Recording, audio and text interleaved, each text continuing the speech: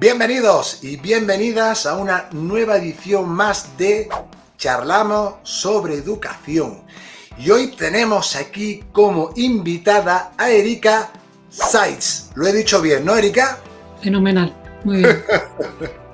Ella es maestra de primaria, especialista en inglés como lengua extranjera, psicopedagoga, profe de FOL e IE, iniciativa emprendedora, y actualmente investigando sobre prevención de riesgos psicosociales, que será la temática que abordaremos en el presente programa. Erika, bienvenida, buenas tardes, ¿cómo estás? ¿Cómo te encuentras? Pues fenomenal, muchas gracias por la invitación.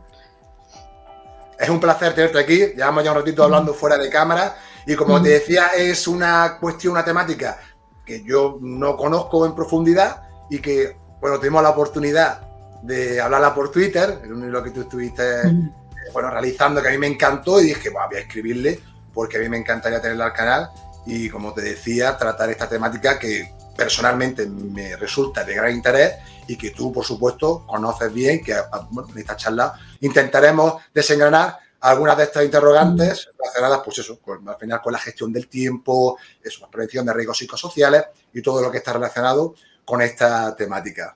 Pues, Erika, antes de comenzar, no, como siempre creo que es importante conceptualizar, ¿no?, que es sobre lo que vamos a hablar, y quería preguntarte, ¿qué son estos de los riesgos psicosociales?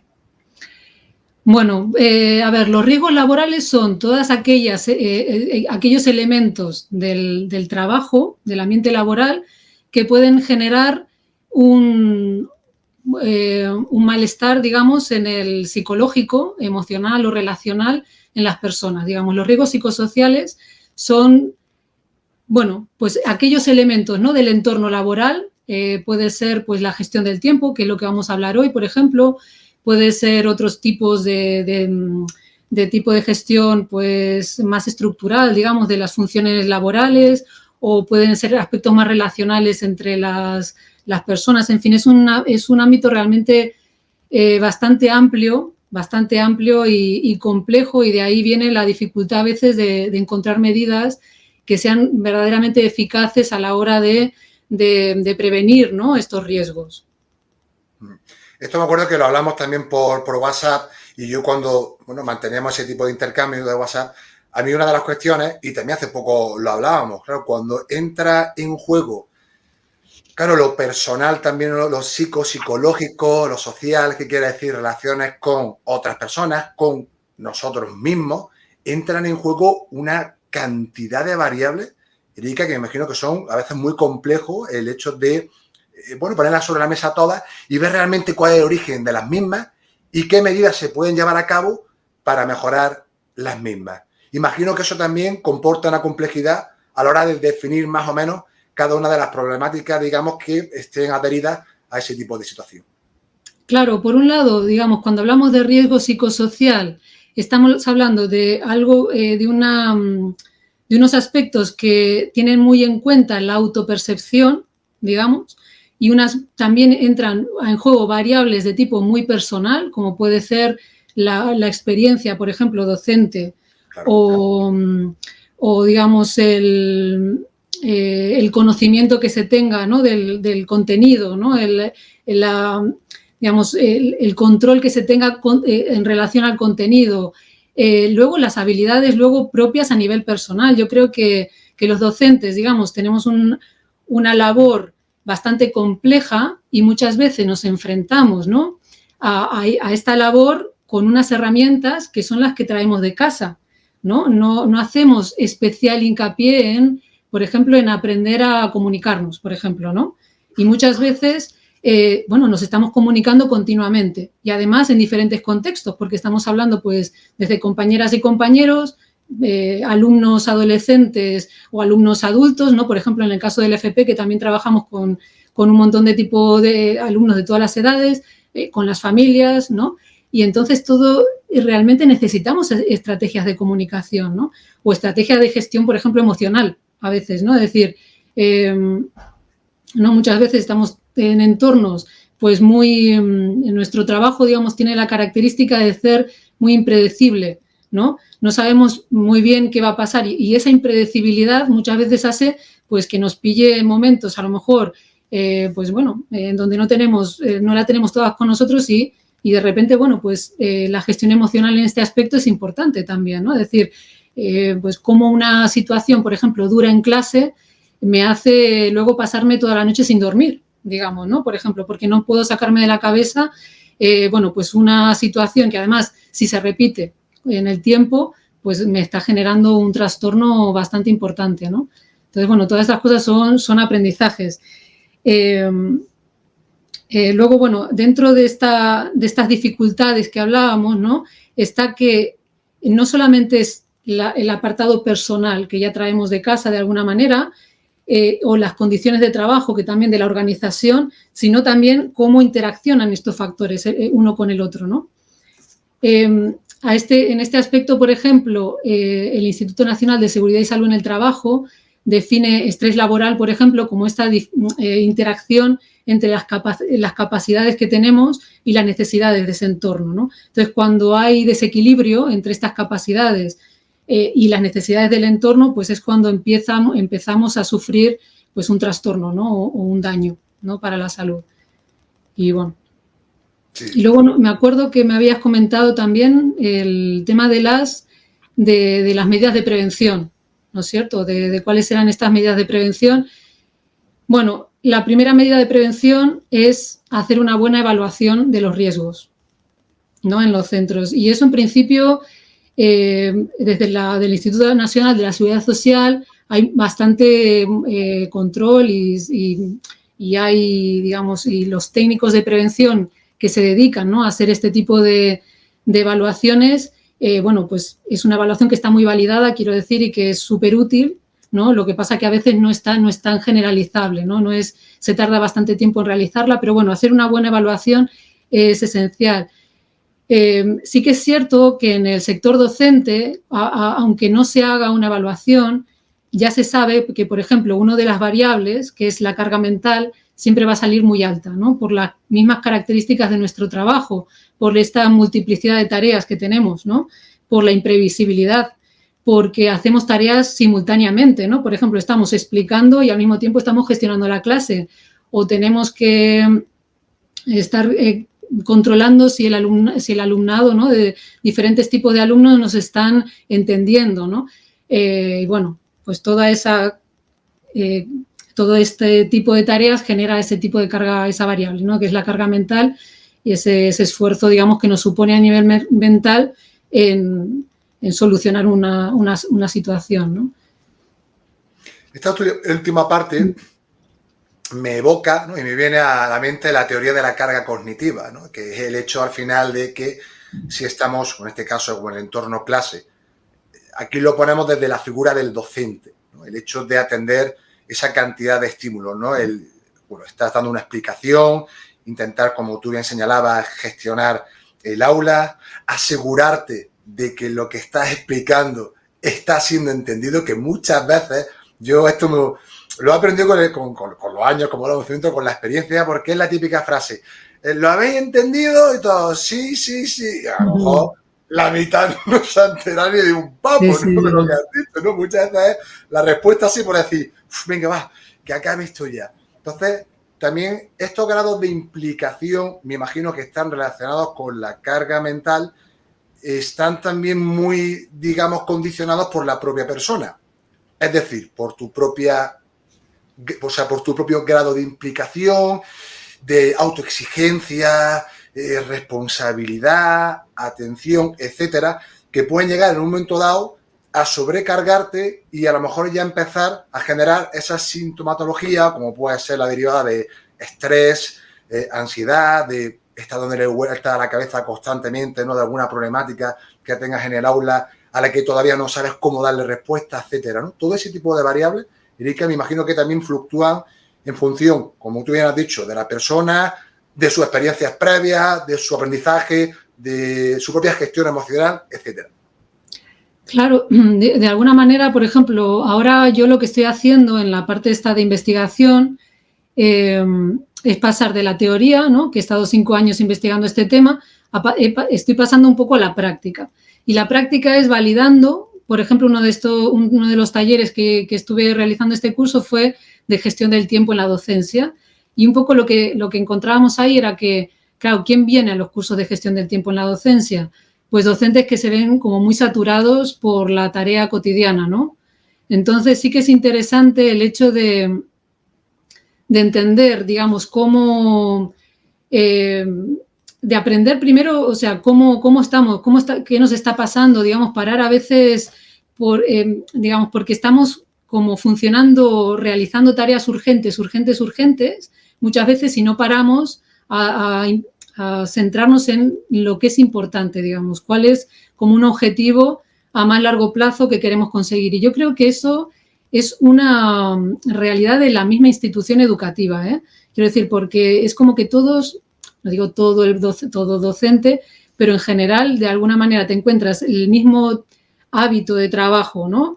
En equipos directivos, en equipos de orientación, en equipo docente, digamos, trabajamos todos de alguna manera dentro de como una rueda, intentando, ¿no? Solucionar eso, apagando fuegos continuamente, ¿no? Intentando como encajar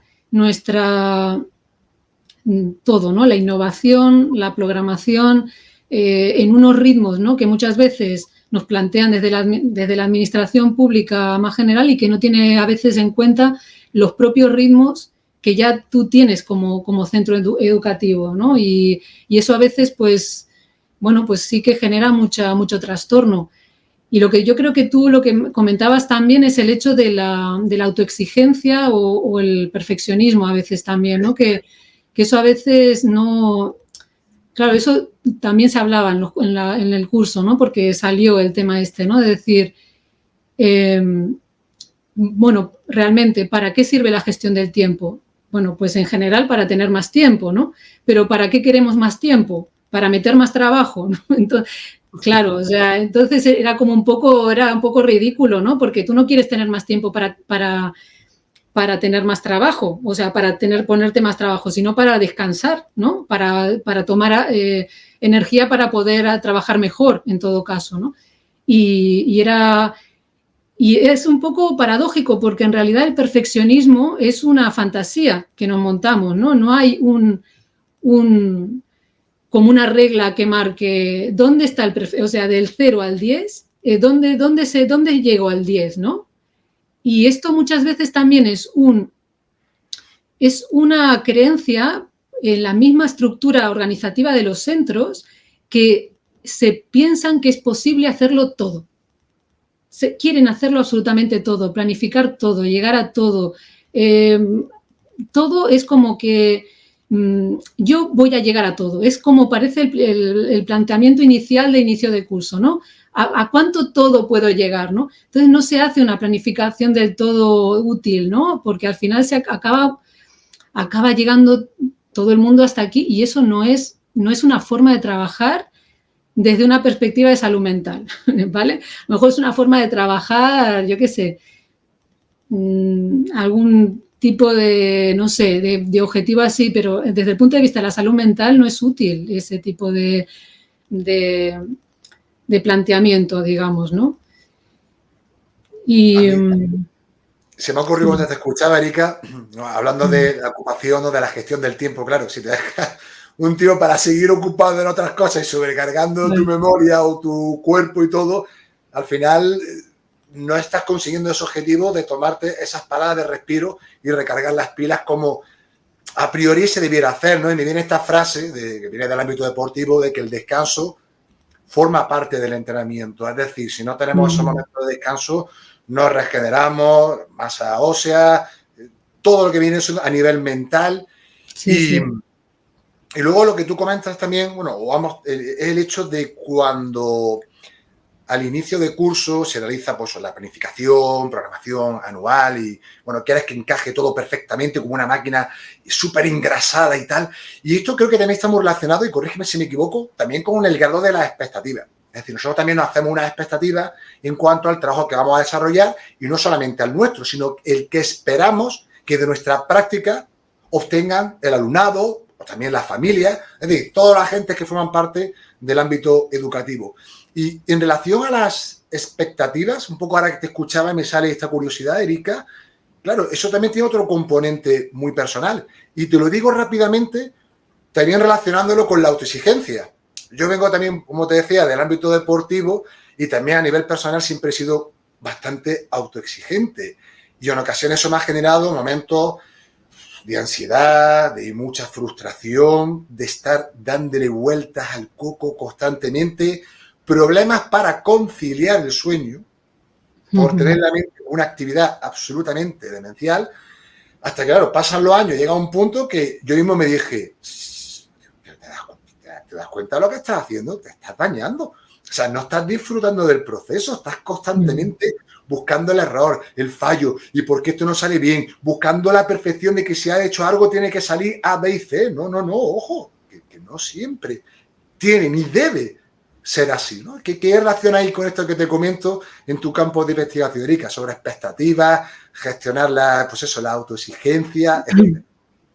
Bueno, pues mira, yo creo, esto es una cuestión de opinión, pero para relacionar un poco la gestión del tiempo con la pedagogía, a mí me gusta decir que en función de cómo gestionas tu tiempo, se podría hacer como una especie de estadio de desarrollo de Piaget, ¿sabes? Como, o sea, según qué herramienta utilizas tú, digamos, porque, por ejemplo, el estadio 1 del desarrollo sería que tú, por ejemplo, utilizas una lista de tareas, ¿no? Y te vas poniendo esta lista de tareas, además, donde todo es urgente y nunca se acaba esta lista, ¿no? Es como vas, pues eso, como corriendo atrás de solucionar.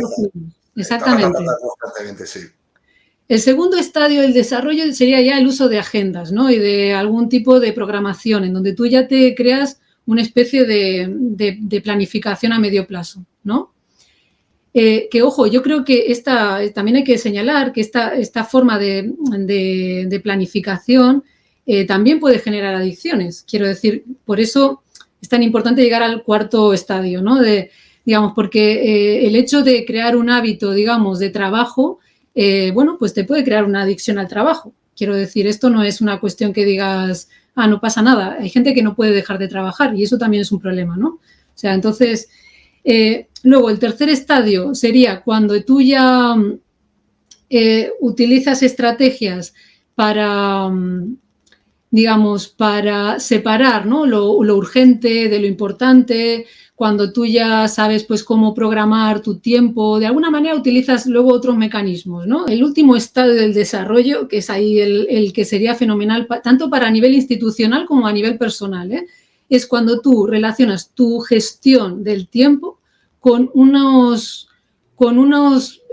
valores relacionados a cómo quieres vivir, ¿vale? O qué consideras tú que es un lugar de trabajo adecuado, saludable, ¿no? De bienestar, que se llama ahora tanto, ¿vale?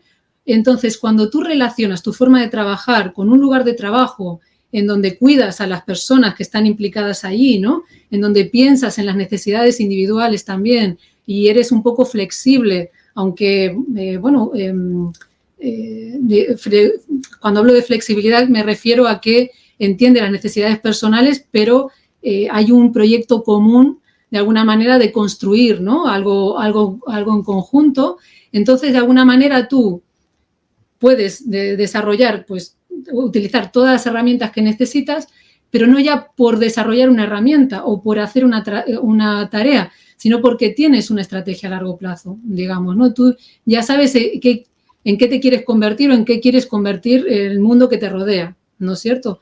Y ahí yo creo que está el kit de la cuestión. El problema muchas veces es que queremos crear un hábito poniendo una cruz en la agenda. Y está muy bien utilizar una estrategia, pero crear un hábito es tan complejo porque en realidad estás creando otra identidad, ¿no? Si tú no estás acostumbrado o acostumbrada a hacer ejercicio físico, imaginarte con unas zapatillas de deporte corriendo con una coleta por la montaña, pues es una fantasía que ni se te ocurre, ¿no? Y en realidad es que tú estás transformando tu forma de ser para llegar ahí, para crear este hábito, por ejemplo, relacionado con el deporte. Te tienes que ver a ti misma utilizando. O sea, tiene que tener una utilidad para ti, ¿no? Entonces, realmente crear un hábito, y yo creo que es eso, gestionar el tiempo, tiene que estar relacionado con una necesidad humana, ¿verdad? Y en este caso, laboral, profesional, que tenga en cuenta el bienestar colectivo también, yo entiendo, porque hablamos, por ejemplo, de escuela pública, ¿no? Entonces, tiene que tener en cuenta ese bienestar colectivo, ¿no? No sirve de nada que yo aprenda, bueno, me sirve a mí a nivel particular aprender a gestionar mi tiempo, ¿no? Evidentemente, pero yo creo que es útil que entendamos cómo funciona la institución educativa, por qué es tan difícil gestionar estos tiempos y por qué nos genera tanta carga mental, de alguna manera, ¿no?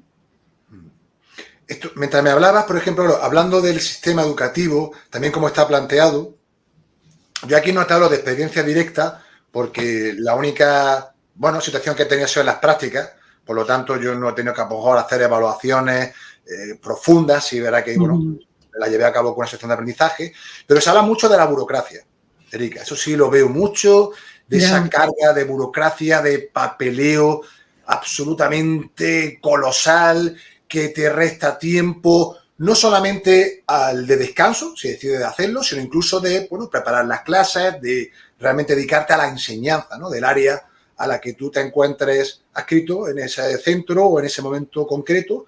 Y me imagino que esta variable de la burocracia, por centrarnos en una, afecta o puede llegar a afectar también al rendimiento y al bienestar, en este caso relacionado con la salud mental, del profesorado. En ese sentido, ¿vosotras habéis contemplado, esa variable como posible estresora que puede influir en la praxis docente? Claro, bueno, estresor puede ser cualquier cosa, ¿eh? Quiero decir, yo hice un máster en donde el trabajo final fue estudiar los diferentes modelos de estrés y todos los estresores, ¿no? De cada modelo. Y al final, el año pasado leí un libro en donde explicaban que estresor podía ser cualquier cosa. Y digo, pues fenomenal, porque había como 30 en total, o sea que me cuadra la... sí, estresor, como para ti puede ser estresor hacer un podcast, ¿no? Para mí puede ser un estresor hacer un podcast. Y para ti puede ser algo fenomenal, ¿no? Pues claro, porque lo vivimos con de alguna manera, de forma como muy individual, ¿no? Pero centrándonos en el tema de la burocracia, es que es un temazo la burocracia, porque en realidad trabajamos en un sistema educativo público en donde tiene que haber una documentación común que nos sirva, pero que nos sea útil realmente. Claro. Entonces, ¿qué pasa? Yo creo que una de las cosas que pasa es que cuando se hace la programación de los centros, la programación anual, y cuando cada docente hace su programación de aula, su programación didáctica, no está relacionada una con la otra. Entonces, los objetivos del centro son totalmente desconocidos para una gran cantidad de profesorado. Entonces, ¿qué pasa? Cualquier papeleo te va a parecer burocracia, o sea, porque no tiene ningún sentido para ti. Tu unidad no está enlazada con esa programación. Yo creo que esto lo que se manifiesta lo que se materializa de esta manera es la poca comunicación que hay en los centros, ¿no? Es decir, ¿por qué no se discuten más cuestiones más didácticas o pedagógicas y se acaba de explicar bien qué relación tiene ese papel, que para ti es un papeleo absurdo, que piensas que nadie se lo va a leer y que no tiene ningún tipo de sentido, ¿no? ¿Cuál es el sentido real, digamos, ¿no? ¿Por qué es importante hacerlo? ¿Por qué la única persona que se va a leer ese documento a lo mejor es inspección educativa, ¿no? Digamos, ¿cómo podemos hacer que ese papeleo, esa burocracia nos sirva también a nosotros? Porque en teoría tendría que ser un documento para reflexionar sobre el trabajo que se está haciendo, digamos, ¿no? Lo que pasa es que efectivamente muchas veces no tenemos esa sensación de que sea útil, ¿no? Y nos genera, pues, una desgana absoluta, ¿no? Pero... Yo te hacía esta pregunta, como te digo, porque yo por lo que escucho todavía estoy ajeno porque no me he metido de lleno. Como te digo, mi experiencia es 6 meses como alumno en práctica de maestro de educación física. Pero luego es cierto que por la red sí veo bastante queja relacionada con la alta carga burocrática. también en algunos medios y determinados de información. Y luego sí es cierto que, como te decía antes, pues yo en mi entorno, pues hubo preguntón, también suelo preguntar. Y me acuerdo que a Isa, una amiga mía que también es maestra de educación física, también fue compañera mía, estuvimos entrenando juntos, le dije, oye Isa, ¿qué tal? ¿Cómo llevas tú el tema de la carga burocrática? Y me dijo ella, pues yo no tengo, o sea, es decir, lo llevo bien. También tengo que decirte que Isa es una crack, es que está al todo, es hiper metódica, que yo aprendí una barbaridad de ella, pero cuando yo empecé a entrenar, ya lo digo, iba un poco más a lo loco y yo veía cómo trabajaba y decía, ostras, macho, tío, pero yo quiero aprender de ti. Y te cuento esto simplemente porque no sé si a lo mejor también pueda estar relacionado incluso también, que no lo sé, con la propia percepción o precisamente porque el origen de esta situación puede ser lo que tú has descrito, esa falta de comunicación a veces o de prepararse o leer realmente cuál es el proyecto o el programa anual del centro para conectarlo, es decir, que haya una serie de criterios unificados también a la hora de desarrollar tu propia unidad didáctica o ahora, como se le denomina, ¿no?, situación de aprendizaje. Claro, yo creo que sí que es verdad que somos muchos perfiles de docente conviviendo en un entorno y por relacionarlo con el tiempo, digamos, somos muchos perfiles de docente intentando encajar nuestra manera de enseñar en unos tiempos muy homogéneos, ¿no? Entonces hay gente que es muy estructurada y que le va fenomenal, ¿no?, tener que rellenar documentación porque le encanta, porque es su forma también de pensar, y hay otro tipo de docente que no le encuentra ningún tipo de sentido porque a lo mejor no, aparte de la falta de comunicación, a lo mejor tampoco es su forma de entender las cosas, no sé cómo decirlo. De todas maneras, yo sí que creo que es útil, digamos, tener algo en común en donde, bueno, algunos nos tendremos que adaptar un poquito mejor a hacerlo, pero bueno, siempre que entendamos un poco los para qué, ¿no? Para qué es útil esa herramienta, pues quizá yo creo que le podamos sacar más utilidad. Y yo creo que también sería interesante en esta flexibilización que hablábamos antes de los tiempos, más que flexibilización, yo me refiero más a la racionalización del tiempo, en realidad, el ver cómo utilizamos los tiempos de los docentes, que al final es un tiempo que sí que la administración intenta que sean lo más eficientes posibles, ¿no?, para que sea eficiente y eficaz y tal, y que se utilice de forma más útil a nivel de rendimiento, ¿no?, pero que luego a lo mejor no es tan racional, no se utiliza de forma tan precisa como a lo mejor se podría utilizar, ¿no es cierto? Y un poco es esto, quizás sería útil, pregunto, ver perfiles docentes que somos diferentes y quizás tengamos tareas diferentes, ¿no? O podamos ocuparnos de tareas diferentes, que es verdad que ya lo hacemos porque hay dentro de las funciones docentes hay diferentes funciones, ¿no? Están los coordinadores, están los tutores,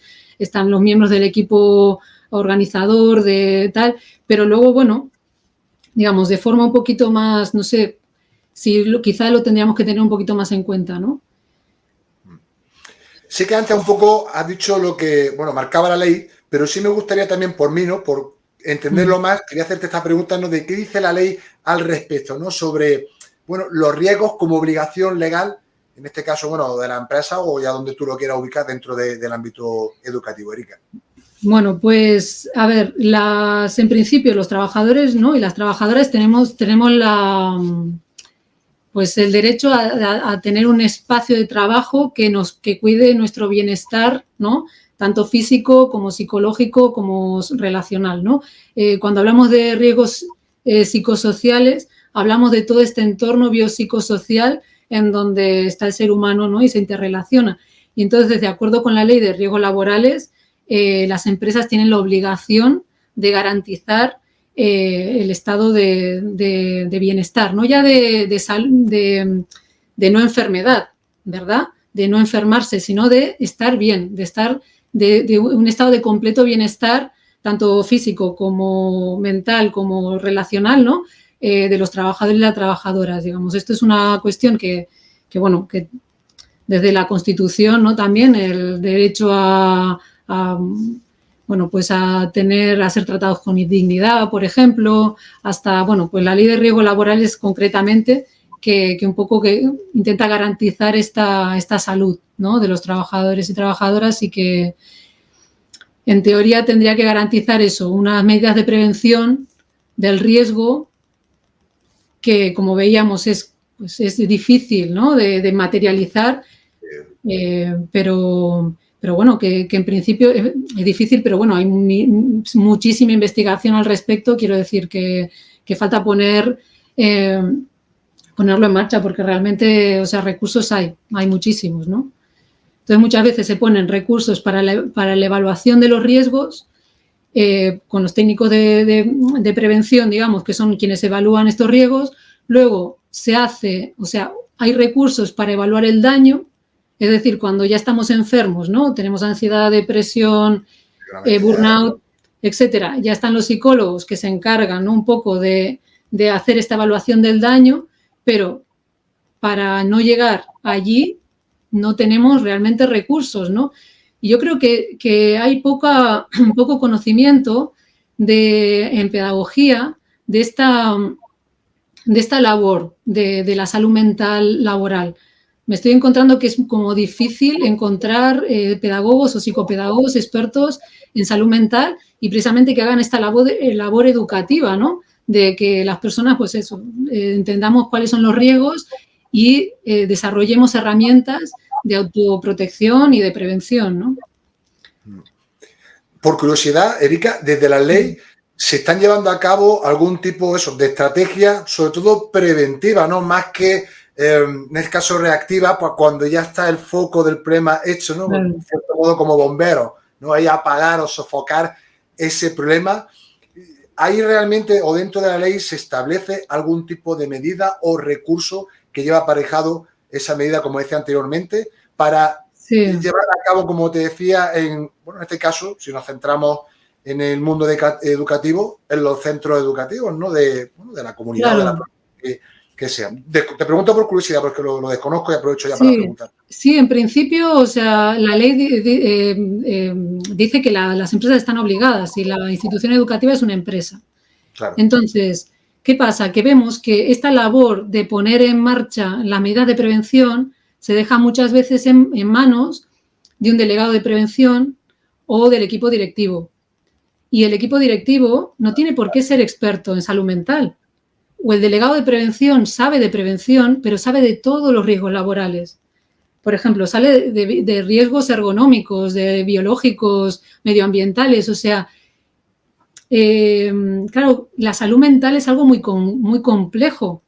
No se puede, yo creo que esa es la dificultad, que se deje muchas veces en manos de gente que, con toda su buena voluntad, porque por supuesto, o sea, con toda su buena voluntad, a veces no tiene el criterio suficiente para realmente poner medidas de prevención, y yo diría aquí medidas validadas por la ciencia, que no, ¿vale? Porque yo creo que a veces yo he estado recorriendo algún centro y tal, y te das cuenta que con todo el amor y con todas las buenas ganas de solucionar las cosas, a veces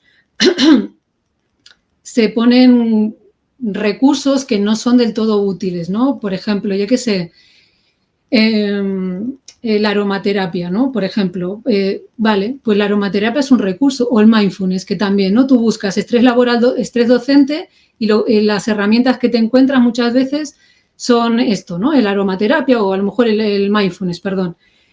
Y claro, son recursos útiles. Como decía el técnico de prevención con el que yo trabajo, el Raúl Campagno, que dice, claro, hombre, si entras en un sitio y huele mal, desde luego te vas a estresar, ¿no? Si huele bien, te estresas mucho menos, ¿no? Pero ¿realmente ese centro tenía un problema de olores? ¿O es una cuestión de, digamos, yo creo que es mucho más necesario entender por qué tú o sea, cuáles son los riesgos a los que te estás enfrentando, ¿no? Por ejemplo, ahora de la gestión del tiempo, si quieres comentamos un par de cosas más. Digamos, realmente, ¿qué es lo que está pasando? Y tú, ¿cómo puedes utilizar esas medidas para realmente hacer las cosas de otra manera, a nivel de organización del tiempo, digamos? Que luego todo va fenomenal y quieres añadir aromaterapia, oye, pues estupendo. ¿El mindfulness es una herramienta maravillosa? Es una herramienta estupenda. ¿Te va a servir siempre para solucionar un problema de estrés? Pues no. Porque además, si tú tienes un problema de gestión de clase, de la clase, y esto te está generando un malestar importante, puedes hacer mindfulness cada día. Pero eso no te va... tú cada vez que te vayas a enfrentar a esa clase vas a tener el mismo problema. Con el mindfulness no vas a solucionar un problema de gestión del aula. Tienes que aprender a gestionar el aula si es posible. Y si no es posible gestionar esa aula por la dificultad intrínseca que tienes, tienes que buscar otros recursos. Tenemos que buscar como institución otros recursos. No te podemos dejar solo o sola en esa situación, digamos, ¿no? Y eso es lo que tenemos que entender de alguna manera que son los riesgos psicosociales. No es algo que tú soluciones. Bueno, me comentaba una compañera que en un centro hasta había flores de Bach, ¿no? Claro, herramientas totalmente ineficaces, pero además... dentro de un centro, además, choca más, digamos, ¿no? Choca más que tengamos tan poco criterio a la hora de diferenciar lo que es útil de lo que no es útil. Y yo creo que yo creo que es importante hacer esta labor, digamos, de divulgación de realmente qué es el riesgo psicosocial, precisamente para no caer en estas cosas que además, fíjate, si no ponemos una solución, ¿verdad?, útil, que yo no digo que la solución vaya a realmente solucionar absolutamente todos los problemas. Ojalá, ¿vale?, desde la prevención podamos solucionar todo. Pero al menos vamos a ir encaminados hacia una propuesta que intente resolver algo y que no sirvas tú como conejillo de indias por ver si funciona o no. Oye, esta es la solución que ha ido funcionando hasta ahora. Vamos a probarla contigo, a ver qué tal funciona contigo. A lo mejor funciona, a lo mejor no, es verdad. ¿Vale? Pero es una solución que al menos vamos a saber por qué no ha funcionado, de alguna manera. Con las flores de Bach, ¿tú qué conclusiones sacas? O sea, ¿por qué piensas que no te ha solucionado nada las flores de Bach? Digamos, ¿no? Al final, la solución que se saca muchas veces es que es culpa tuya, que no has tomado suficientes flores de Bach, no lo sé, ¿no? Claro, y no entiendes el contexto muy complejo que interviene en todas estas cuestiones, ¿no? Que claro que estás tú como individuo ahí interviniendo en estas cuestiones, pero hay muchas más que hay que tener en cuenta. Fíjate, estamos hablando del tiempo, de cómo se gestiona el tiempo a nivel educativo. Fíjate si hay cosas que intervienen, ¿no?, en estas cuestiones, ¿no?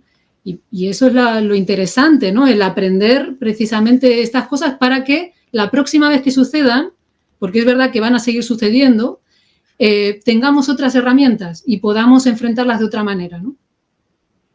Esto que señala a mí me parece crucial y absolutamente, vamos, da en la diana. En primer lugar, la importancia de guiarse por la evidencia.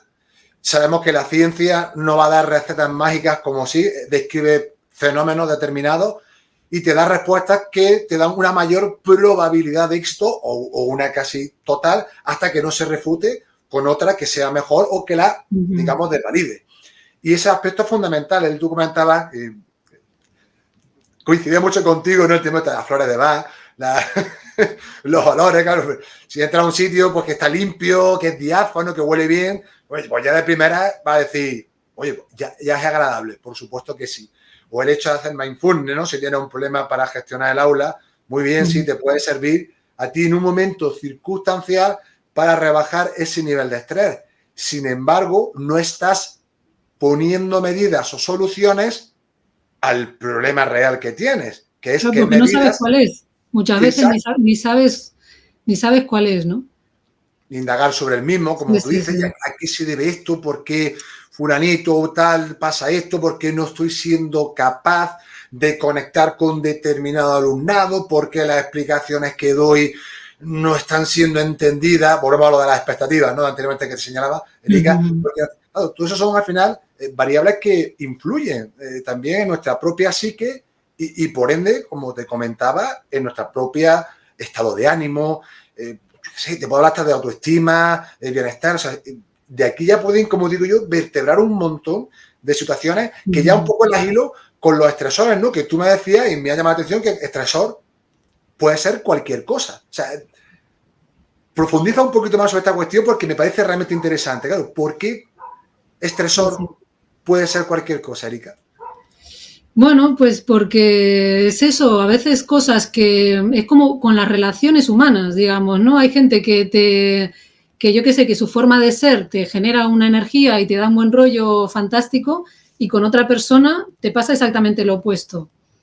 Esa interrelación, ¿no? Entre, pues, cómo eres tú o digamos, muchas veces es bueno, en el Instituto Nacional de la Seguridad Social se utiliza mucho el modelo de Karasek, que es entre las capacidades personales y las demandas del entorno, ¿no? Entonces, si hay un conflicto entre esas capacidades personales tuyas y el entorno, pues está claro que va a haber ahí un estresor, ¿no? Entonces, yo qué sé, me acuerdo que cuando empecé a dar clase, ¿no? en la escuela pública, porque yo también empecé a dar clase de mayor, digamos, sí que yo ya daba clase, digamos, antes. Yo empecé a dar clases con 20 años, ¿no? Pero que luego entré en la pública con 30. Y entonces, claro, yo ya pensaba que ya a mí se me daba bien dar clase, o eso es lo que yo creía. Luego me doy cuenta que se te dé bien y convertirte en un profesional de la educación es algo muy distinto, ¿no? O sea, y, y encontrar cómo encajar, ¿no? Esa programación, todo ese currículum, por ejemplo, en un año lectivo, yo creo que, vamos, para mí fue súper estresante, digamos, porque es una de las características del tiempo a nivel administrativo, ¿no? De que el tiempo es igual para todos, es homogéneo y está está unificado, ¿no? Tú tienes una hora de inglés y yo tengo la misma hora de inglés, y con esa hora de inglés da igual quiénes sean tus alumnos, el nivel que tengan, da igual el nivel que tengas tú a nivel docente, ¿no? Si acabas de empezar o si ya llegas 20 años en la docencia. Tú tienes que encajar ese currículum en ese curso académico e intentar darlo todo, ¿no? Entonces aquí sí que es importante darse cuenta que hay que priorizar también, ¿no? Y que hay que darse cuenta que entre lo posible y lo deseable, bueno, pues a veces no es lo mismo, ¿no? Y entonces, lo que hablábamos en Twitter también, ¿no? En que el tiempo académico es el que es, no es el que a ti te encantaría que fuera, para que te encaje todo, digamos, es el que hay, ¿vale? Y hay que convivir con eso, y hay que aprender a convivir con eso, ¿no? Y entonces a veces, yo creo que una de las cosas que más desencanta a los docentes es esta creencia de que no vamos a llegar a todo, de que los alumnos van muy lentos, ¿no? De que fíjate el nivel con el que vienen, del que, bueno, y eso muchas veces nos genera un malestar, ¿no? Y entonces acabamos como abandonando, dejando de lado, digamos, nos genera una actitud bueno, pues no puedo hacer nada, ¿no? Por cambiar esta situación, y entonces no hago nada, ¿no? Un poco indefensión aprendida, puede ser, un poco indefensión aprendida. Sí, o a veces también el todo o nada, ¿no? El creer que o consigues absolutamente que aprendan todo de 10 o no vas a conseguir absolutamente nada. Pasamos, ¿No? Exacto, o sea, es como una forma muy dicotómica de ver la realidad, ¿no? Y a veces simplemente el decir, bueno, ¿qué puedo mejorar de esto, no? El verlo desde un punto más optimista o positivo, ¿no? De decir, voy a intentar cambiar algo. Porque además nuestra visión del éxito, no sé si a ti te pasa también en el deporte, ¿no? O sea, lo que es el éxito, digamos, para mí y lo que es para el alumno, ¿vale? Son cosas diferentes. Entonces, que yo pueda, digamos, acompañar a ese alumno a conseguir lo que para él, a ver, ¿qué quiero decir? Está claro que cuando hablo de acompañar no significa que diga, bueno, pues si el éxito para ti es quedarte aquí con los cascos puestos y mirando el móvil, fenomenal, ¿no? O sea, claro, no, o sea, que sea una visión proactiva de alguna manera de entender el aprendizaje, ¿no? Pero sí que creo que, bueno, que a veces decir, bueno, este alumno está a este nivel, a ver a dónde podemos llegar, ¿no? Y entender que para ver un avance Y eso es, yo creo que el deporte está maravilloso para ver estas cosas porque lo ves, ¿no? Y a veces nosotros cuando damos una asignatura no nos damos cuenta que nosotros estamos enseñando, por ejemplo, inglés, ¿no? En primaria.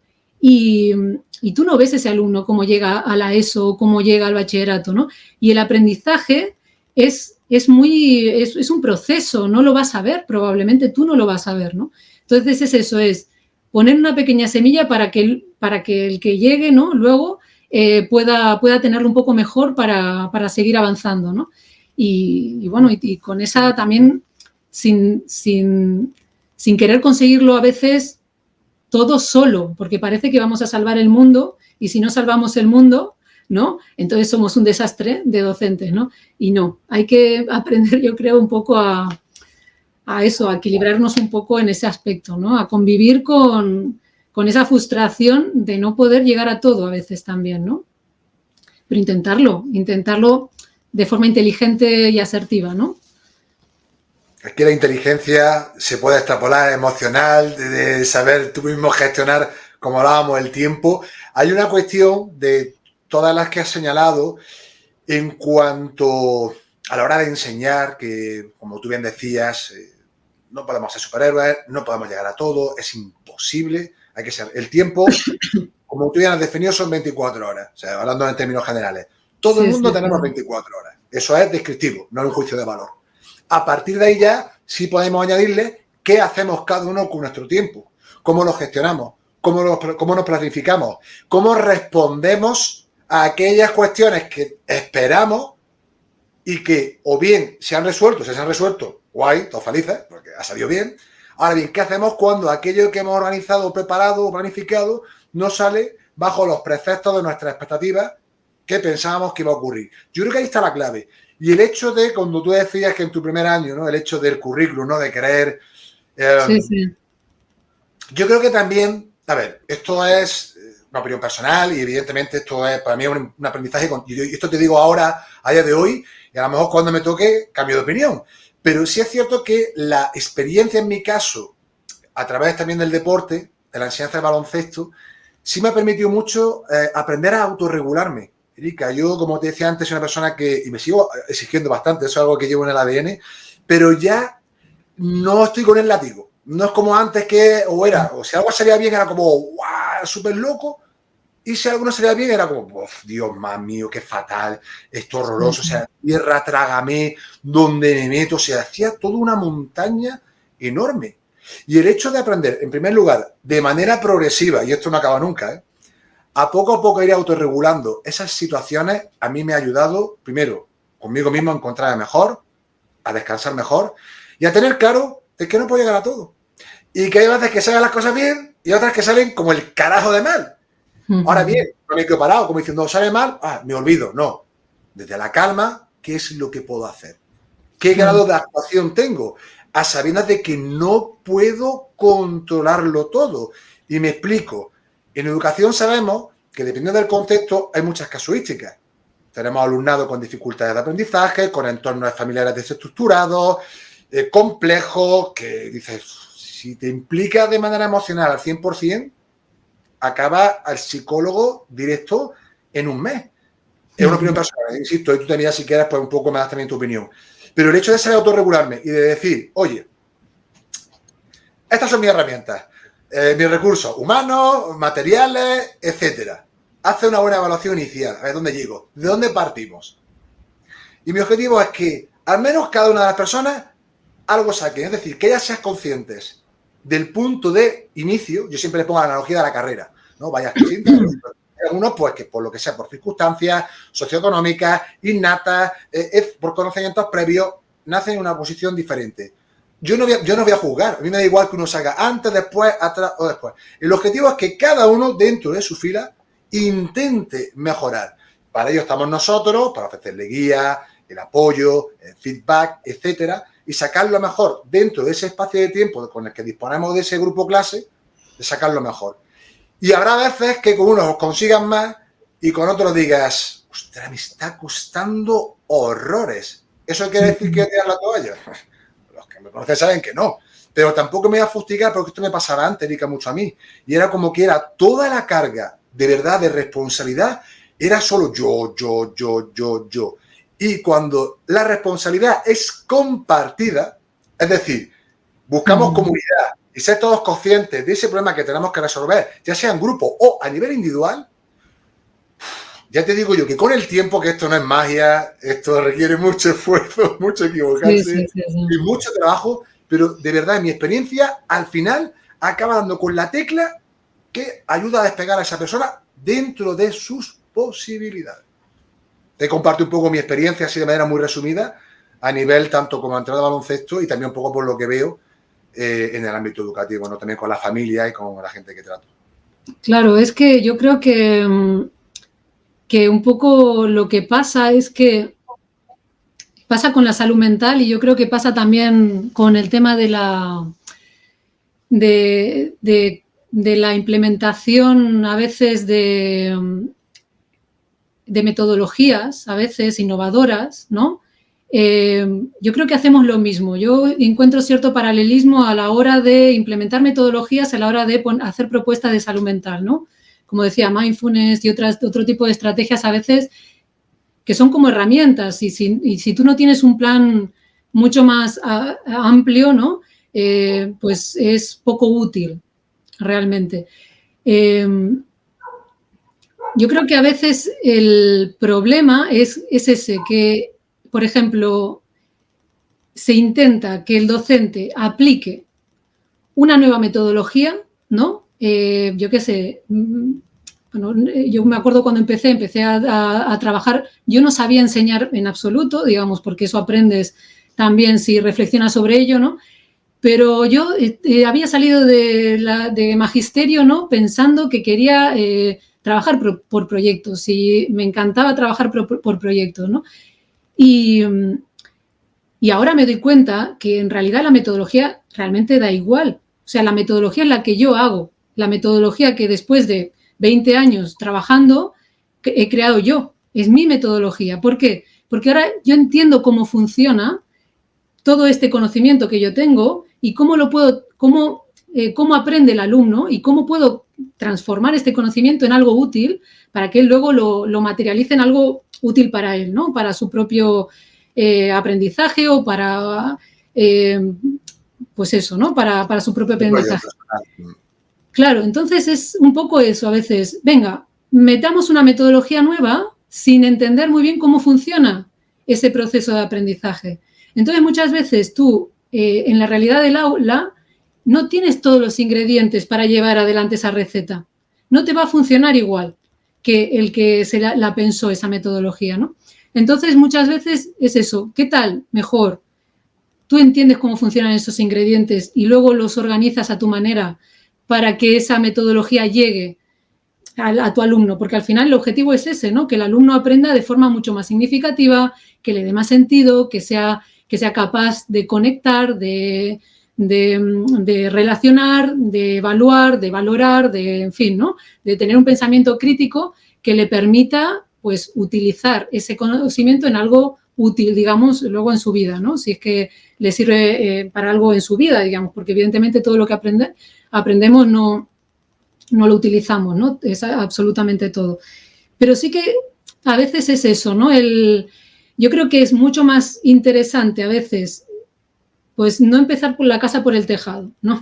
Entender bien cómo funcionan las cosas. Luego tú ya, como docente, eres el experto que aterriza ese conocimiento de alguna manera, ¿no? Yo creo que por eso a veces, no sé, el deporte sintetiza muchas veces todo esto, ¿no? Para mí, por ejemplo, el deporte es una de las herramientas antiestrés maravillosas, pero yo no voy diciendo para la gente, oye, vete a correr, porque a mí me sirve, pero yo no sé si a todo el mundo le sirve, ¿no? Hay gente que le servirá hacer jardinería, oye, pero que, ¿sabes? Cuando hablábamos de estresores, también hablamos de que cualquier cosa puede ser un desestresor también, ¿vale? O sea, hay gente que se levanta a beber agua y eso le desestresa, lavar platos desestresa. Por eso a mí me da mucha rabia que digan, yo qué sé, no sé qué terapéutico, o no, que a veces teatro terapéutico. Bueno, es verdad que el teatro sí que puede utilizar algunas estrategias terapéuticas, pero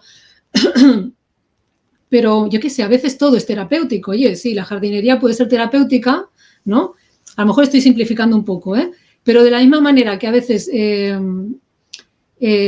pues vemos que todo puede ser un estresor, leer un libro puede ser estresor a veces, no sé si a ti te pasa, que a veces tienes tantas cosas que leer.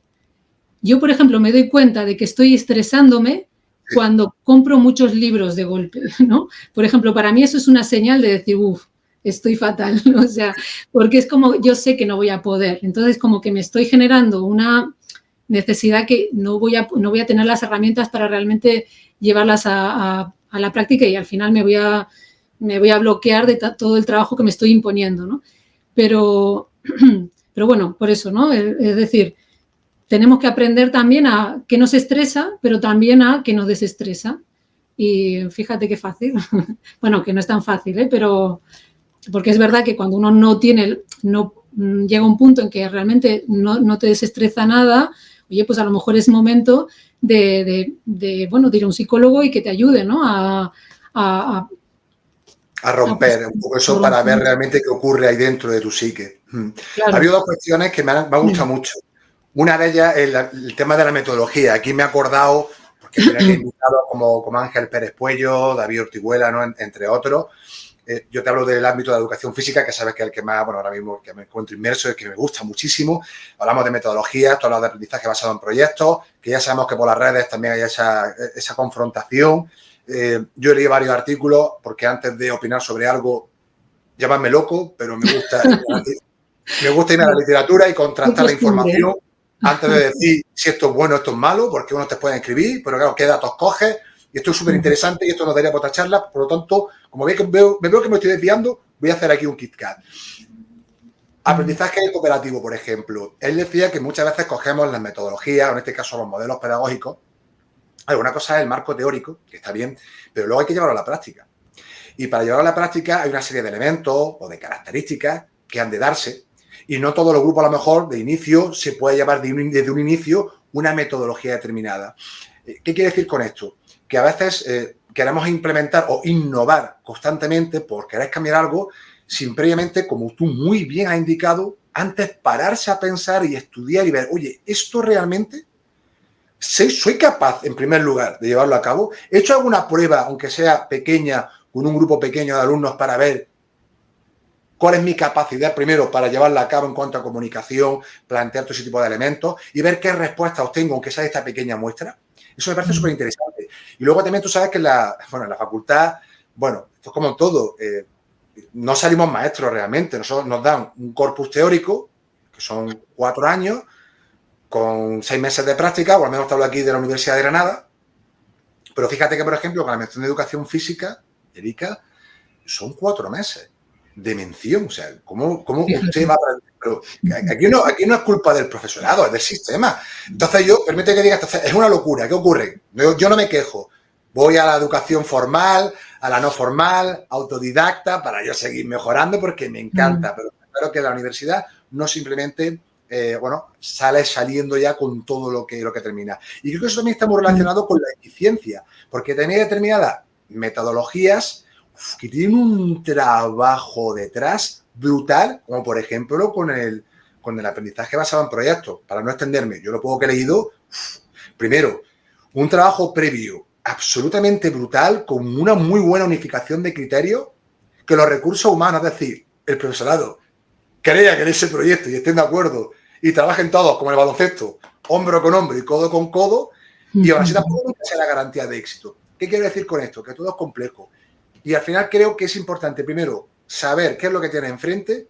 Segundo, qué capacidades o competencias tienes tú para llevar a cabo eso. Y en tercer lugar, el contexto.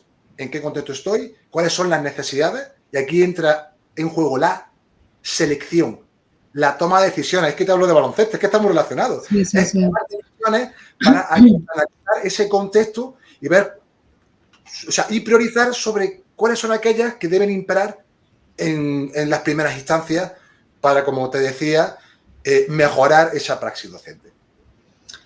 Claro, una de las cosas que yo creo que es imprescindible en el trabajo docente es ponernos unos objetivos y mantener esos objetivos a largo plazo. Porque a veces es como que nos ponemos en un centro, ¿no? Se ponen unos objetivos, se tiene un problema, por ejemplo, un problema de convivencia, ¿vale? Entonces se marca un objetivo y además eso, ya lo comprobarás, se tarda mucho tiempo en detectar el problema y en pensar una solución. Entonces se piensa la solución, se contrata o se pide ayuda al departamento, por ejemplo, en Cataluña, para intentar solucionar ese problema. Se implementa una formación docente y a los 2 años, quizás esa formación ha sido eficaz, se soluciona el problema y se abandona un poco el proyecto, ¿no? Entonces, a veces yo creo que, y eso yo lo he visto, digamos, en un instituto con problemas de convivencia, cuando yo ya llegué, ya llevaba 2 o 3 años implementado y recuerdo que muchos docentes decían, bueno, ¿y esto para qué realmente hacer todo esto y tal? Y yo que venía de un instituto con muchos problemas de convivencia, decían, es que no sabéis lo bien que se trabaja aquí, no os dais cuenta porque es que ya este problema lo habéis solucionado, ¿no?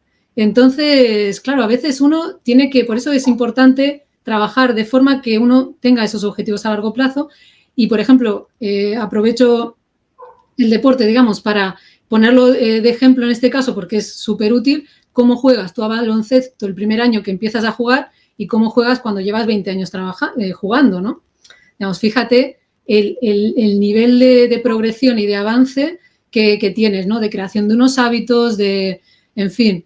Yo creo que el utilizar nuevas metodologías implica ser muy consciente de que los primeros años va a salir muy mal, no va a funcionar. Es muy probable que los alumnos no aprendan en los primeros años y, claro, entonces uno tiene que valorar realmente si eso es tan útil. Si realmente el tiempo que supone el aprender una nueva metodología y aplicarla, ¿vale? Y aquí yo creo que, quiero decir, yo me he formado mucho en educación, he hecho magisterio, pedagogía, psicopedagogía, etcétera, digamos, no he dejado de formarme en todo este tiempo, porque realmente yo creo que uno pueda mejorar su práctica y yo siempre planteo la práctica desde la auto...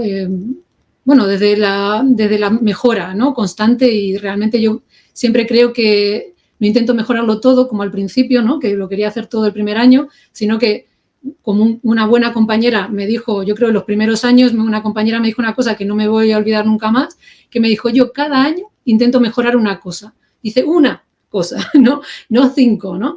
Y yo digo, ostras, pues lo voy a intentar mantener. Hago 2 o 3 yo, pero intento es eso, no exagerar porque a veces, bueno, digamos, a veces es eso, es lo que decíamos al principio, ¿no? Queremos hacer aquí unos maravillas y al final es una carrera de fondo, como decía Belén, ¿no? Que uno se tiene que ir, bueno, pues, ¿cómo se dice, no? Como las fuerzas se tienen que ir un poco, no se puede dar todo los primeros metros, ¿no? Y además, esto relaciono dos cuestiones. También creo que un poco por las propias tendencias culturales y sociales. Parece ser, o al menos también es mi percepción, que bueno, en esta nueva etapa vivimos en un mundo demasiado acelerado. Es decir, queremos ya dar respuestas simples a problemas complejos en un espacio de tiempo muy corto. Y sabemos que las cosas de palacio van despacio, como diría el refrán. Claro. Por lo tanto, eso requiere de un tiempo, requiere paciencia, requiere autoevaluación. Es verdad que cuando hablamos de educación, en muchas ocasiones, y lo relaciono con la innovación, claro, si nos quedamos simplemente y que la gente no me interprete mal, ¿no? Pero en fuegos artificiales en el que simplemente vaya a buscar un punto de exclusiva diversión, de que todo el mundo esté feliz. Y claro, yo creo que cualquier persona, como yo siempre digo, mentalmente funcional, sabe lo que quiero decir. ¿Quién no va a querer? A mí me encanta ver a mi alumnado, a mis jugadoras que están disfrutando, que se están esforzando. Yo utilizaba una palabra que era disufrir, ¿no? Mezclaba las dos, pero entiende sí, se reía, le encantaba porque a veces el aprendizaje es duro. Erika, tú lo sabes, bueno, anda que yo creo que en inglés no lo he pasado más para sacarme el B1, pero no lo he conseguido. Y ahora voy a poder B2. Y me está costando horrores. Claro. Pero es que sé que si quiero aprender, me tengo que esforzar y en cierto modo disufrir. Porque conforme voy cogiendo el puntillo, Y esto va muy relacionado con la práctica espaciada, como tú decías antes de tu amiga, ¿no? En un año un objetivo, ¿no? Y de manera espaciada voy poco a poco mejorando. Si quiero meterle muchos ingredientes al saco, al final revienta. Claro. Y no consigues realmente una mejora que tú seas consciente de ese aspecto que quieras mejorar. Y luego el tema de los hábitos, que me ha encantado, o sea, también los que hemos comentado, que generar un hábito es muy difícil. Y lo relacionado con el deporte, porque yo, por ejemplo, cuando la gente a veces me pregunta, yo que soy muy disciplinado, Erika, yo te voy a confesar algo, salgo de trabajar a las 6 de la mañana y me voy a entrenar. Y la gente dice, ¿cómo tienes ganas? ¿No estás cansado? Tal. Digo, sí, a veces estoy cansado y a veces no me apetece. Pero el beneficio que me da es tan grande, claro, que yo digo, soy yo. Eso no quiere decir que a ti te funcione. Yo te digo que a mí el ejercicio físico, el baloncesto, o irme a correr a las 6 de la mañana, 20 minutillos, llego a mi casa, me tomo mi yogur, me pego mi duchita, me cojo el libro, leo un poco y caigo redondo. Ahora, ¿esto a quién le funciona? A Antonio Iván. Yo comparto contigo lo que a mí funciona. ¿Quiere decir que sea extrapolable a ti? No. Solo te digo que intentes buscar aquello que también te pueda generar esa situación de bienestar y a la vez te permita desestresarte si tienes una situación a lo mejor en la que, bueno, necesitas liberar esa tensión, por llamarla de alguna manera. Claro, sí que es verdad que el tema del ejercicio físico, digamos, tiene muchos beneficios y yo siempre les digo una cosa a mis alumnos, que tenemos que pensar que vamos a vivir muchos años, ¿vale? Que tenemos trabajos muy sedentarios, la mayoría, el tuyo no, pero la mayoría, claro, pero la mayoría tenemos trabajos muy sedentarios, entonces, si queremos llegar a los 70, 80 y 90 años con un cuerpo más o menos en función, que funcione, tenemos que hacer ejercicio físico. Y es verdad que es difícil hacer ejercicio físico porque no es una necesidad biológica. No me acuerdo quién lo explicaba así, ¿no? Que dice, nadie necesita para sobrevivir salir a correr por la mañana. Nadie. O sea, es totalmente contraintuitivo, ¿no? Pero es verdad que uno, digamos, por ejemplo, a mí correr, la verdad es que me encanta. Me encanta. Y es verdad que yo recuerdo, yo vivía en un pueblo en Valladolid y no se podía hacer, bueno, no había muchas cosas para hacer. Entonces, digo, bueno, pues, y entonces salí a correr una vez y me acuerdo que no podía correr ni 5 minutos. Bueno, ni un minuto. La verdad es que no es 5, 1. O sea, no podía correr un minuto. Y era como, claro, o sea, era que, ¿pero qué es esto, no? Y era como, lo que pasa es que yo, como había nadado, yo ya sabía que el cuerpo se acostumbraba y que entonces, claro, entonces dije, bueno, voy a ir saliendo. Entonces, el primer día corrí 1 minuto, el segundo día corrí 2 minutos, hasta que un día me corrí 15 kilómetros después de 5 años de estar corriendo, ¿verdad? Pero es eso, son años de práctica poco a poco y es lo que tú dices, lo bueno es que te hace sentir tan bien, ¿verdad? Que realmente compensa, pero es verdad que no todo el mundo le tiene por qué gustar correr.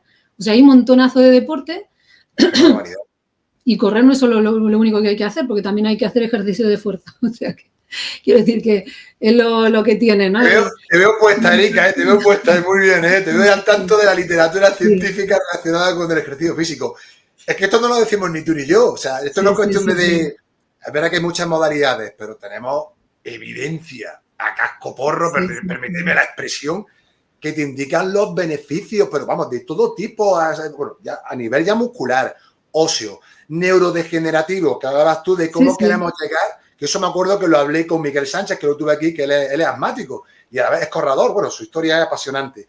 Y me decía eso, que mi objetivo es llegar a los 70 o los 80 años lo más funcional posible. Claro. Vamos, yo de hecho, a día de hoy, cumplí hace poco 43, a mí me gusta cuidarme porque yo soy una persona muy activa, Erika. Y aparte me encanta jugar con los niños, con mis sobrinas, con todos los que me encuentro. Entonces yo, el sentirme funcional, a pesar de que ya sé que estoy perdiendo capacidades, porque ya a veces me cuesta esto mentalmente. Me creo que tengo a veces 20 años y ya no los tengo. Ya cuando juego ya me cuesta más, ya los segundos esfuerzos los llevo igual.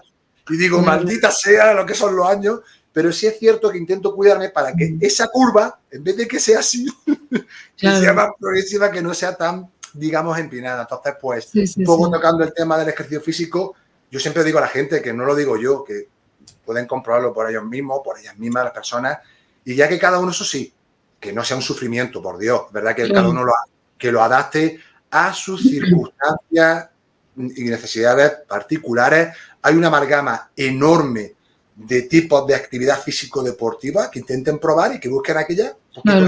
Es que conectan más. exacto, que se den el tiempo para buscar qué les sirve, ¿no? Fíjate que yo a lo mejor llevo 10 años corriendo y 2 haciendo ejercicios de fuerza, que a mí me costó mucho, mucho entender que necesitaba hacer eso, pero claro, luego haces ejercicio de fuerza y luego sales a correr y es una gozada, porque no va mucho más rápido y bueno, es una pasada. Pero, y eso es lo que, o sea, que me gustara correr hizo que me enganchara también al ejercicio de fuerza, ¿no? Pero fíjate que los años que uno tarda a veces en verse como alguien que hace deporte, ¿no? No como la Erika que antes no hacía deporte, porque yo estuve muchos años sin hacer deporte, ¿no? O sea, sino como una persona que ahora hace deporte y lo veo como algo, no sé, que no, ya no me cuesta esfuerzo, o sea, ya es una rutina, ¿no? Es como una especie Claro, de... exactamente, rutina. Es como lavarse los dientes, digamos, ¿no? Es como que ya no te piensas que tienes que hacer deporte por algo, sino porque, oye, pues el cuerpo te lo pide de alguna manera, ¿no? Pero bueno, sí que es verdad que quería comentar una cosa que tú habías dicho, el tema de la importancia de la comunicación entre docentes, digamos, ¿no? El tema de, por ejemplo, nosotros en septiembre es nuestro mes, en principio, para coordinarnos, ¿no? Pero fíjate que cada vez, desde Cataluña al menos, se intenta empezar el curso antes. Muchas veces no tenemos ni siquiera los horarios a principio de curso y tampoco tenemos a todos los compañeros o compañeras que van a estar este curso. Entonces, es como complicado, ¿no? Pero yo creo que uno de lo que nos dificulta a veces el hecho de que, digamos, bueno, un poco quizá lo relaciono con esta necesidad que tenemos de ajustar el tiempo a algún estándar, ¿no? Uniformizador por parte de las instituciones educativas, es esa necesidad también de coordinarnos, de realmente tener espacios comunes en donde, pues, como explica Mariana Morales, por ejemplo, en el tema de la evaluación formativa, ¿no? Para decidir los criterios de corrección y de evaluación de todo el departamento, ¿vale? Para, yo qué sé, para, bueno, pues para coordinar de alguna manera tareas en común, ¿no? A veces hacemos las coordinaciones de forma totalmente, pues, sin ningún tipo de orden, porque no planificamos las coordinaciones tampoco, y a veces ese tipo de tareas también necesita tenerse un poco, planificarse dentro del horario, ¿no? Si no, es lo que también hablábamos del voluntarismo, ¿no? De que a veces parece que son actividades como un poco voluntarias y si no se hacen porque generan malestar, por ejemplo, estrés, pues al final no se acaban no realizando. Por ejemplo, la relación con la familia. Eso puede generar mucha malestar en muchos docentes. Si eso no está dentro, digamos, de una planificación y no se deja el voluntarismo docente, pues a lo mejor no se hace una buena coordinación con las familias, por ejemplo, ¿no?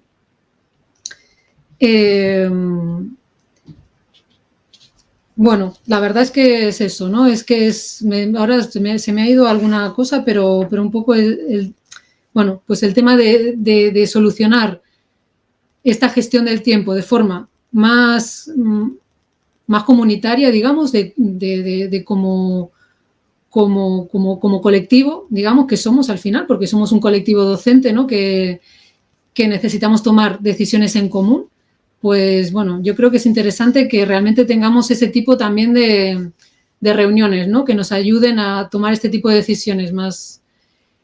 Sí, ahora me acuerdo. Un poco por lo que decías, ¿no? De esta implantación de metodologías, ¿no? Que hablabas un poquito.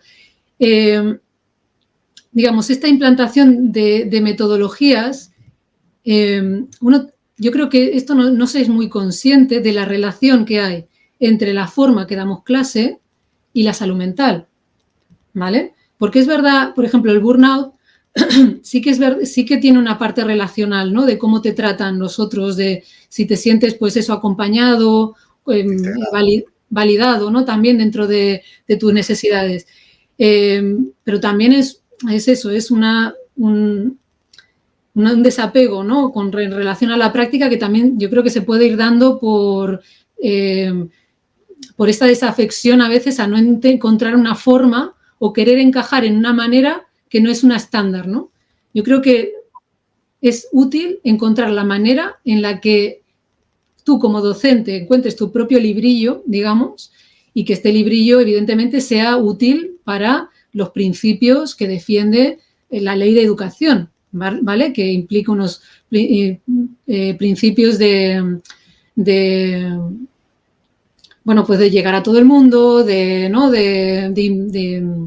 de integración, digamos, de no dejar a ningún alumno sin atención, etcétera, etcétera, ¿no? Digamos, teniendo esos principios claros, porque tú eres docente, estás trabajando en la educación pública, entonces tú, de alguna manera, ¿no? Te has asumido que esos principios también los integras en tu forma de enseñar, también creo que es importante relacionarlo en el hecho de que seamos conscientes de que nuestra salud mental laboral está muy relacionada con ese tipo de decisiones que tomamos a la hora de dar clases. Eso es lo que quería decir. Resumiendo. Esa parte, ya estamos casi finalizando, Erika, no te quiero ahorrar mucho más tiempo, pero sobre todo para puntualizar un poco también la temática que hemos hablado pues, de riesgos psicosociales, gestión del tiempo y todas las variables, que son muchísimas las que influyen, centrándonos en el ámbito educativo y con esto último que comentabas respecto al centro, la importancia de esa comunicación, de establecer una unificación de criterios. Esto me viene a mi recuerdo. Claro, yo he tenido cargos de responsabilidad. Yo como vigilante de seguridad, era muy jovencito, 24 años, jefe de equipo, de 15 personas, a cuadrantes, había gente ya muy veterana. Y ahí aprendí lo más grande, ahí pillé una ansiedad y una terrible, porque yo era muy buenazo, también era muy ingenuo, yo hacía cuadrante a la carta y aún así había gente que no estaba contenta. Es decir, que es muy, muy difícil, pero yo no, ojo, no estoy culpando, era yo no tenía formación, ahí me dejaron porque, bueno, me vieron responsable, pero yo no tenía ninguna formación. Y eso para mí fue un buen aprendizaje porque me di cuenta de todos los errores que cometí. Y de ahí creo que también la importancia, en cierto modo, Erika, creo que de un liderazgo compartido. Pero siempre tiene que haber alguien que sea esa persona que inicie, que tenga esa energía y esa capacidad para liderar y establecer un marco común dentro de que luego, como tú decías, como diría el refrán, ¿no? Que cada maestrillo tiene su librillo, perfecto, pero tiene que haber una línea en común y que todo el mundo debe saber perfectamente, porque si no de ahí ya aparecen los problemas. Te pongo ejemplos, normativas, cómo atender, qué protocolos para atender a las familias, por ejemplo, se han de llevar a cabo, qué hacer ante una situación, problema de que una familia, yo qué sé, venga más violenta, por llamarte de alguna manera, temas de bullying, que está también muy en boga, acoso escolar. Todo eso, si no hay una comunicación previa, no hay formación y no hay unos mínimos de criterios, claro, la probabilidad de que vayan las cosas peor aumenta. Esto, y aun haciéndolo bien, ya sabemos todos que nunca va a haber una perfección en todo, pero el objetivo, ¿cuál es? Intentar anticiparse lo máximo posible, reducir también lo que se pueda a la mínima, y en el caso de que haya alguna circunstancia a abordar, que se sepan cuáles son los mecanismos a llevar a cabo para que todo el mundo, ahora esto me viene mucho a mí al equipo, Erika, ¿sabes? Que veamos todos como un equipo, vamos todos a una, ¿sabes? Tenemos que tener un objetivo en común. ¿Cuál es nuestro objetivo? ¿No? Pues tenemos que intentar ganar este partido, o tenemos que perder de menos a 10 puntos, tenemos que mejorar la defensa zonal 2-3 para que no nos metan canastas debajo de la zona. Claro, pues tenemos que tener ese objetivo en común y tenemos que nosotros ser una pieza, cada uno con su rol, pero tenemos que sentirnos importantes de ese proyecto. Claro, y esto hablado así, parezco un poco coach, ¿no? Que parece muy sencillo, hablado, porque verá que me sale. No, acabas de sintetizar lo que son las medidas de prevención, eso, de forma sistemática ya está, o sea, ya estaría, o sea, esas son las medidas de prevención básicas. Te has dejado la evaluación, digamos, del contexto, pero ya lo había dicho yo al principio, pero sí, es que es así, o sea, eso, de forma sistemática, ¿no? Conocer los riesgos y poner en común unos valores hacia dónde se va y tirar todos, y cuando aparezcan problemas, resolverlos de forma comunicativa, digamos, ¿no? Claro, no puede ser que vengan, digamos, unos estándares tan unificadores y que nosotros luego, dentro del centro, no discutamos de qué manera vamos a utilizar esos, dónde están nuestras prioridades. digamos, o que cada uno tenga unas prioridades, ¿no? Diferentes a las de otro. Bueno, digamos, por eso es tan importante decir qué vamos a hacer, pero decidirlo entre nosotros, ¿no? Decidirlo como equipo, ¿no? Como hacia dónde, cuál va a ser esa estrategia, ¿no? Yo creo que no sirve de nada y ya se ha demostrado muchísimo que nos digan que desde el equipo directivo se coordinen ellos para decirnos cómo tienen que hacer las cosas, ¿no? Que sí que es su función, pero también yo creo que si no hay esa comunicación de cuáles son esos planes como equipo y qué se espera de cada uno, cuál es el rol que va a jugar cada uno en ese partido, ¿no? Que dura todo el curso escolar, pues al final no tiene ningún sentido y cada uno pues, va botando su pelota, ¿no? Y va tirando a donde puede, ¿no? Haciendo la guerra por su cuenta. Entonces, al final ya estamos con los individualismos que te pueden servir para ganar un partido, claro, pero no la competición. Me explico. Entonces, yo siempre me sale por defecto, perdón, Erika, siempre al final hago estas analogías con el mundo del deporte, pero porque es verdad que le encuentro bastante sentido. No, a lo mejor estoy equivocado, que la gente me corrija, pero como aparte lo he vivido, lo he experimentado y también lo estudio, es decir, que no tampoco es, se me ocurre aquí de la nada, ¿no? De la noche a la mañana. Y sé que esto es, a nivel teórico, sé que luego en la práctica hay dificultades, hay obstáculos y momentos o etapas, que a mí me pasa como entrenador y como jugador. Dentro de una temporada hay momentos más dulces, sweets, como decimos nosotros, y otros momentos que hay que apretar. Y ahí es cuando realmente ves a ese grupo humano, de cómo ante esas adversidades, momento aquí, venga, codo con codo, hombro con hombro, a ver, ¿cuál es el problema? Venga, vamos a intentarlo. Tenemos que mejorar esto, pero tenemos que ir todos al unísono. En cuanto una de las piezas del engranaje falle, se va todo a tomar por saco. Y esto lo digo con total seguridad, porque es que lo he visto en todos los entornos laborales en los que he estado, ya sea como vigilante, ya sea como camarero, como portero, como repartidor de publicidad y como entrenador de baloncesto y jugador. O sea, es algo que digo, es increíble cómo solo una persona que no cumpla con su rol te lo puede echar todo a perder. Claro. Sí. Pues imagínate un lugar donde ni siquiera se define, ¿no? Bien, cuál es el rol de cada uno y qué es lo que tiene que hacer o estamos haciendo roles que tampoco sabemos si lo estamos haciendo bien, pero bueno, es lo que hay, ¿no? Sí, muy de acuerdo, la verdad. Sí, digo, es algo, además, esto te lo digo con seguridad, no por hecho de que hacer nada, o tengo una verdad absoluta, pero sí es cierto eso. Y sobre todo, y termino también, para cerrar, porque me ha encantado charlas contigo, más me evoca un montón de recuerdos que tengo de todo lo que he vivido, el hecho también de escucharnos desde una mirada apreciativa, Erika, es decir, todos nos equivocamos y si en un momento dado tú y yo estamos en un grupo de trabajo y yo tomo una decisión o hago algún tipo de praxis que no está del todo bien. Que tenga una persona que me diga, Antonio, ven, de manera privada, ¿cómo estás? Oye, ¿cómo te encuentras? Oye, el otro día te vi enseñando la entrada a la canasta. En vez de primeramente acusar, oye, te he visto que marcas primero el paso, pero luego la extensión, no sé, ¿por qué trabajas de esa manera? Y yo pues te explicaría el porqué. Y ahora tú me dirías, pues, ¿no has pensado que a lo mejor la mejor manera, en vez de empezar votando, no sería más oportuno marcar primero los pasos para que, un ejemplo muy tonto, ¿no? Para que interioricen bien ese aprendizaje y de esa manera nos tenemos que retroalimentar. Si yo sé que tú sabes algo más que yo que me pueda ayudar, yo te voy a dar las gracias. Erika, pues no lo había contemplado. Gracias. Y creo que tener esa mirada abierta, no tener tanto, a veces parte de nuestras inseguridades, de nuestros miedos, que alguien nos diga algo que corregir, ¿no? A ver, si somos maestros y estamos corrigiendo, pues que no somos dioses, pero nadie, o sea, y que haya alguien en un grupo que te pueda visibilizar algo que es susceptible de mejora, por favor, dímelo. Y gracias, o sea, gracias. Y creo que esa parte también forma parte mucho de... Es muy personal, creo yo, Erika, también hablando un poco por eso de la expectativa, de la... Sí, cómo vivimos Fíjate que yo creo que vivimos en la profesión a veces, no sé, esto sí que es una percepción muy personal, pero lo hablaba con un compañero, de hecho, la semana pasada, cómo vivimos a veces cuando tenemos un paralelo, una paralela, ¿no? Si va más rápido que nosotras o que nosotros es como que con miedo, ¿no? Decir, oye, ¿le estoy haciendo yo mal? O porque, ¿no? Mira qué rápido que va. ya va por aquí y yo todavía no he llegado al otro tema, ¿no? Cuando a lo mejor, bueno, pues a lo mejor es súper útil coordinarse, intentar tener unos objetivos en común, pero a lo mejor, pues yo qué sé, mi clase es mi clase, tu clase es tu clase, tú como docente tiras de una manera, yo tiro de otra.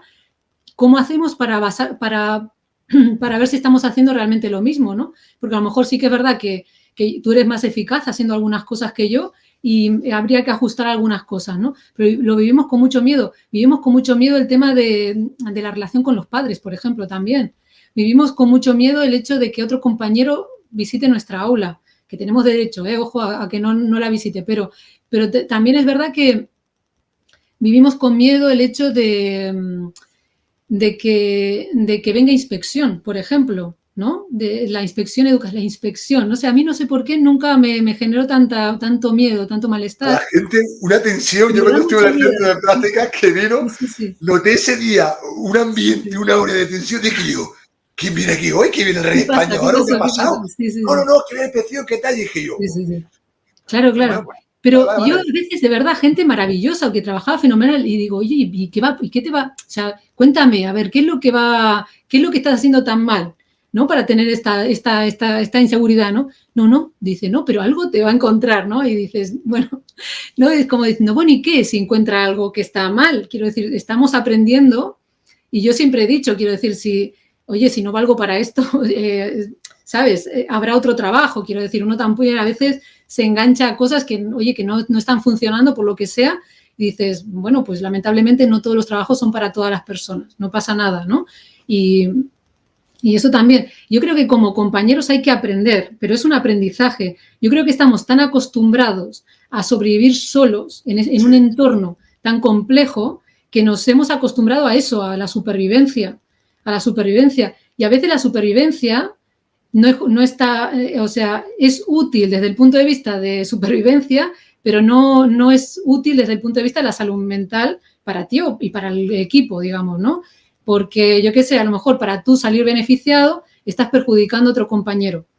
Y eso yo creo que sí que también hay que discutirlo, ¿no? El tema de, no me quiero alargar mucho, perdona, pero sí que No, yo no. insistiría un poco en el tema de la racionalización de nuestro tiempo, entender en qué estamos utilizando nuestro tiempo, aprender a qué estamos dedicando, cómo lo estamos haciendo y luego en equipo valorar si esos tiempos que estamos dedicando a según qué cuestiones son útiles o no son útiles para un objetivo en común, ¿vale? Digamos, ese sería el objetivo yo creo que a nivel de prevención de riesgo psicosocial en este aspecto, ¿no? Luego habría otros, pero en principio sí que sería interesante hacer esa labor como equipo, ¿no?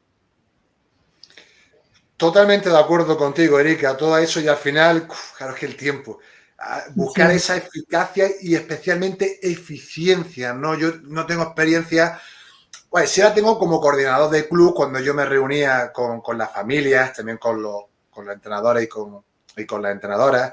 Intentaba ser concreto, dejaba incluso el listado con los puntos más importantes a destacar, intentando buscar precisamente esa eficacia y esa eficiencia. También te digo, eso lo aprendes también a base de ensayo-error muchas veces, porque como te digo, yo no tenía formación en ese momento, te dejan ahí en el cargo y vas aprendiendo a base de caídas.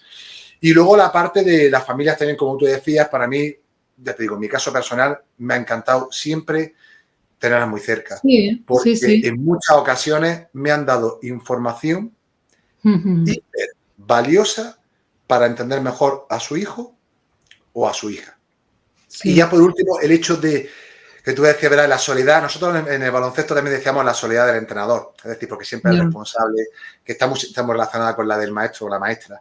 Pero en nuestro caso, también dependiendo de cada perfil, pero en nuestro caso, por norma general, habrá quizá algunos clubes que no, pueden venir a vernos a entrenar, padre, madre, quien quiera, entrenadores del Ya. mismo club. Yo lo he hecho, yo he estado viendo entrenamientos de otros compañeros, tomaba mis notas, es decir, pero esto es mi forma de ser, para aprender. Claro. Terminaba un partido y había entrenadores de otros equipos que estaban haciendo el scouting, se llama, ¿no? Estaban analizando tu juego. Y yo les preguntaba a ellos, venga, criticarme. ¿Cómo? Que sí, que me digáis aquello que Sí, sí, creáis que sí. no he hecho bien. Ah, pues mira, en este momento yo creo que la zona que has puesto ahí no ha servido. Gracias. Todo eso me lo anotaba, Yo luego llegaba a casa, no es que yo soy muy loco, veía el vídeo, analizaba el juego, me analizaba a mí, al equipo rival, lo que habían dicho los compañeros. Sí. Para mí eso era lo que me servía para seguir mejorando, Sí. aprendiendo. El escuchar, tener esa escucha abierta, yo creo que nos ayuda. Creo que también está un poco relacionado con el ego. A veces también ego, miedo, que nos digan mi clase, tal, pero creo que si de poco a poco vamos rompiendo de manera progresiva esas barreras, esas tiranteces. Ya. Son habilidades sociales al final, ¿eh? O sea, es aprender.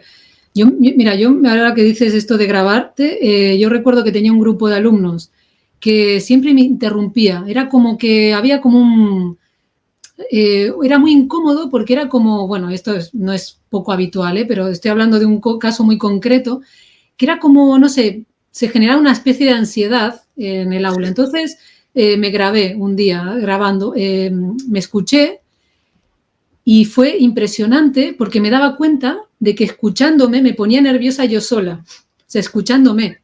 Fíjate, ¿no? O sea, estaba como con cierta tensión y entonces estaba como repitiendo las cosas demasiadas veces y eso ponía nerviosos a los chavales, estaba en primaria, ¿no? Y fíjate a veces cómo el hecho de, con una chorrada como esa, como es una grabadora, ¿no? No, chorrada para mí no lo es, eso es, me parece increíble, Es que es Erika. esencial el verte a ti mismo, porque ya lo ideal sería que otro docente con más experiencia te analizara, ¿no? El juego y tal, cómo lo haces, ¿no? Pero, y no hemos hablado de los tiempos en clase, bueno, en otro podcast, ¿vale? Pero sí que es cierto que, sí, es que claro, pero sí que es cierto que cómo tú organizas tus tiempos, ¿no? En el aula también te facilita las cosas a veces o te las está dificultando en función también del grupo, porque eso también tela, ¿no? Totalmente. Sí. Erika, no te quiero dar más tiempo. Estoy súper a gusto. Es que me estoy quedando contigo y nos daban aquí las 3 horas mínimo, pero vamos, porque es un tema, como te decía, a mí personalmente me encanta. Creo que hemos tocado todo, al final riesgos psicosociales, estresores, lo que dice la ley, hemos aportado también nuestras experiencias personales y bueno, al final, como siempre digo, Erika, el objetivo de este canal, ya sabes, sobre todo es generar reflexión. Aquí, verdad absoluta, a mí nunca me gusta hablar, siempre hablo intento ser riguroso con lo que sé, con lo que estudio apoyado en la ciencia y sobre todo, simple y llanamente eso es generar reflexión y a aquellas personas que tengan cualquier curiosidad al respecto, les dejaré en la caja de descripción el contacto de Erika, de redes sociales y demás, por si queréis plantearle cualquier cuestión relacionada con la temática que hemos abordado en este programa. Y Erika, que no te robo más tiempo que... Mira, que aprovecho para decir que en Twitter hemos creado una comunidad para si alguien quiere reflexionar sobre estos temas y debatir un poco, porque son temas que son abiertos, quiero decir que a veces no hay, ¿no? Que son debatibles. Si a alguien le apetece pues sumarse, pues que lo busque, que está en mi Twitter está la comunidad, ¿vale? Y los invito a todos es para docentes, eso sí que es un espacio de compartir para nosotros, quiero decir, como colectivo, ¿vale? No, en principio es para gente que seamos docentes o que estemos dentro de la carrera docente, porque, bueno, que sea un espacio, digamos, de reflexión colectiva, ¿vale? Y invitadísimos todos, ¿vale? Sí, que ahora había olvidado que yo, de hecho, estoy también en ese grupo y también, como decía, lo dejaré aquí en la caja de descripción. Vale. Erika. Muchas gracias por el momento Muchas gracias. Muchísimas gracias por tu tiempo. He disfrutado un montón escuchándote y espero que hayas estado cómoda. Yo te he visto genial, que lo sepas. Fenomenal. Y creo que la información que has aportado es de gran valor y además te encuentras precisamente investigando sobre esa temática y después ¿con qué te voy a decir? Que sigas en esa línea, que seguramente irás descubriendo, sacando más cuestiones conforme vayas profundizando más en la misma. Sí. Y nada más, como siempre digo, a todas aquellas personas que hayáis estado una semana más ahí detrás de la pantalla, muchísimas gracias por vuestra atención y si así lo desean, nos vemos en una nueva edición de Charlamos sobre Educación. Erika, abrazo enorme y seguimos en contacto. Nos vemos, chao. Chao.